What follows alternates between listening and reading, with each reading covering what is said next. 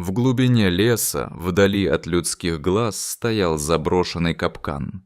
Он был когда-то установлен браконьерами, безжалостно ловившими диких животных для наживы, и теперь его забвение стало отражением не только грубости человека, но и равнодушия природы. Капкан стал символом страха, олицетворяющего все лучшее и худшее, что может произойти в этом безжалостном мире.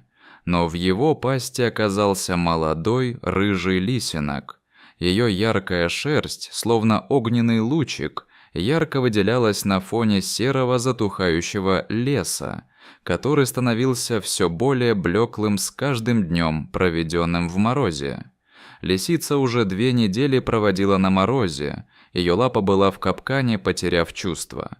С каждым днем ее сила убывала, и казалось, она уже не может больше сопротивляться судьбе. Она выживала, питаясь снегом и корой, отчаянно искала любые источники еды, но это было недостаточно. Холод, пронизывающий ее до костей, забирал последние остатки энергии, и мысли о семье, о том, как она получала свободу, становились все более зыбкими. Глаза зверя начали стекленеть, и она ощущала, что ее время подходит к концу. Она уже готовилась встретиться со смертью, но не собиралась сдаваться без боя. Каждый миг тянулся, как вечность. Все вокруг нее казалось безмолвным, даже лесные звуки, которые когда-то приносили ей радость, замерли. Время пролетало как мимо нее, и лисица чувствовала себя частью зимнего пейзажа, уже забытой всеми. Каждый вздох давался с трудом, и мысли о том, что могла бы существовать в иных условиях, давили на ее душу. Следы ее неволи покрывали белоснежные просторы, оставляя лишь немые свидетельства ее страха и одиночества. Отчаяние поглощало ее, голод и холод терзали ее ослабевшее тело, которое когда-то было столь живым и подвижным. Лиса знала, что должна бороться, но желание сдаться нарастало с каждым часом. Она пыталась бороться с сном, который подкрадывался все ближе, но суета и тревога вызывали в ней только большее уныние. Она впадала в темные раздумья, охваченные страхом, но все же оставалась бдительной, не желая принимать поражение. Внезапно, в тиши леса, раздался хруст еловых веток. Кусты у края поляны затрещали, и из-за них появился крупный хищник, одичавший пес с окрасом, напоминающим сочетание алабая и волкодава. Его мощное тело выглядело внушительно, а в его глазах горело нечто, что недвусмысленно наталкивало на мысль о его хищническом прошлом. Однако, вопреки всем ожиданиям, он не проявил агрессии. Лисенок, готовясь к неминуемой смерти, зажмурился, но странный пес не тронул ее. Он обошел ее, проявляя интерес.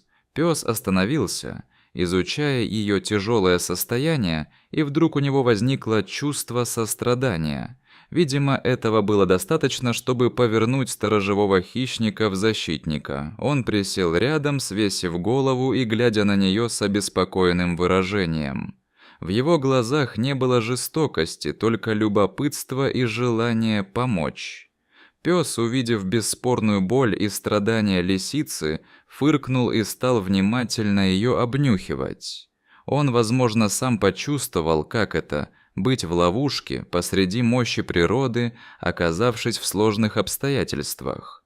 Вместо того, чтобы напасть, он лег рядом с ней, укрыв ее своим телом от ледяного ветра. Это было непривычное поведение. 2 хищника разных видов, оказавшиеся на грани жизни и смерти, нашли друг в друге поддержку. Лиса прильнула к нему поближе, стараясь впитать тепло, исходившее от его тела.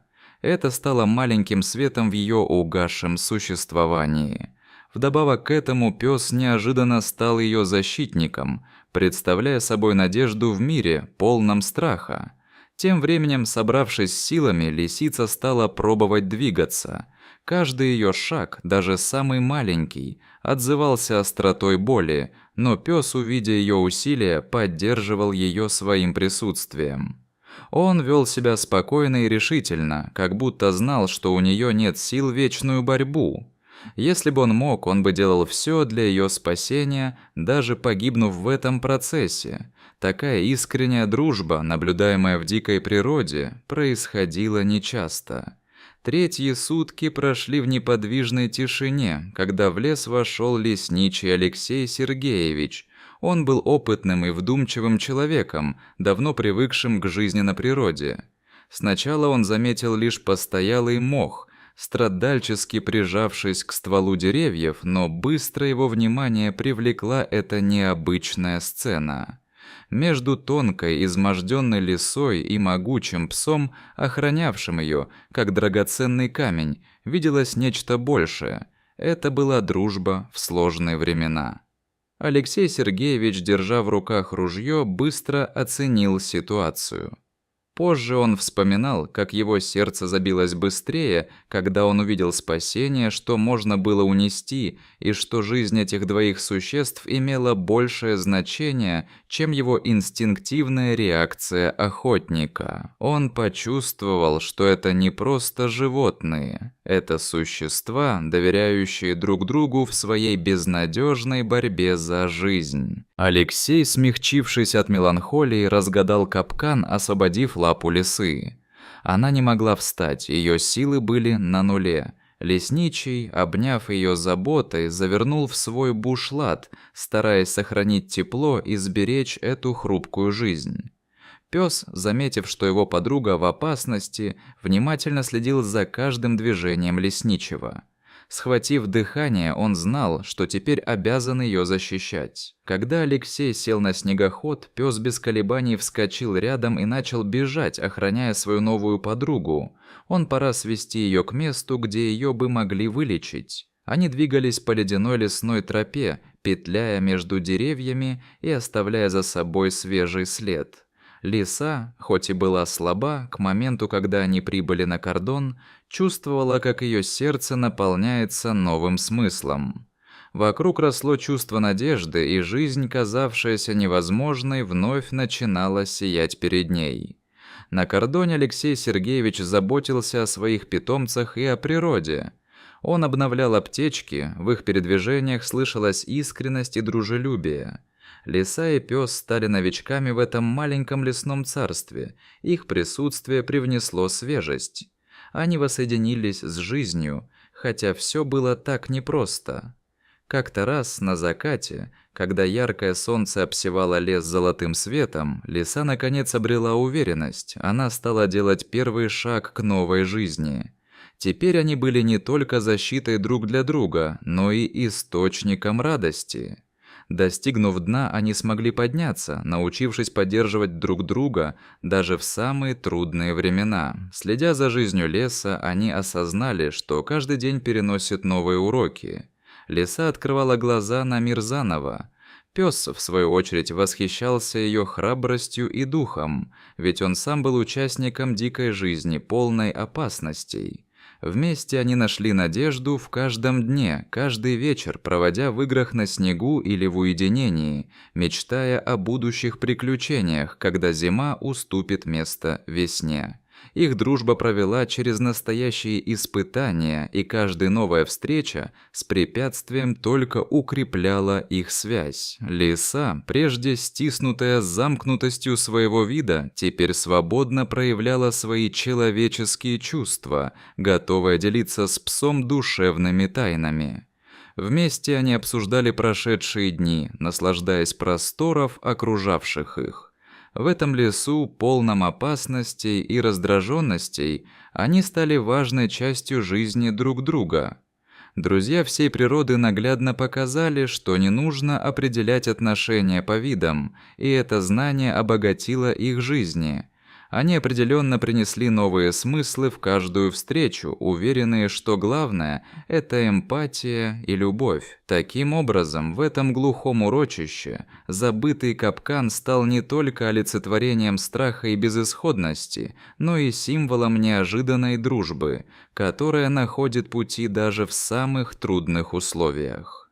Теперь в их глазах снова горел свет, и в душе имелось тепло от того нового дома, где жизнь обретала радость, а каждый наступающий день открывал новые горизонты познания природы и друг друга. Ложась спать под звездным небом, лиса и пес знали, что их дружба – это не просто случайность. Это воплощение силы жизни и надежды, которая может преодолеть любые преграды. Снег легким покрывалом закутал землю, оставляя следы их шагов, и в этот теплый вечер они оба узнали: спасая кого-то, мы спасаем и себя. Вечернее спокойствие, расположение к доброте и тому, что они сделали вместе, наполняло воздух легкостью и счастьем. Таким образом, история лисы, полная любви и сострадания, продолжала вдохновлять и привносить свет в жизни других. Они поняли, что доброта – это сила, способная изменить мир. Каждый день они учились и рассказывали другим о важности любви и заботы о тех, кто нуждается в помощи.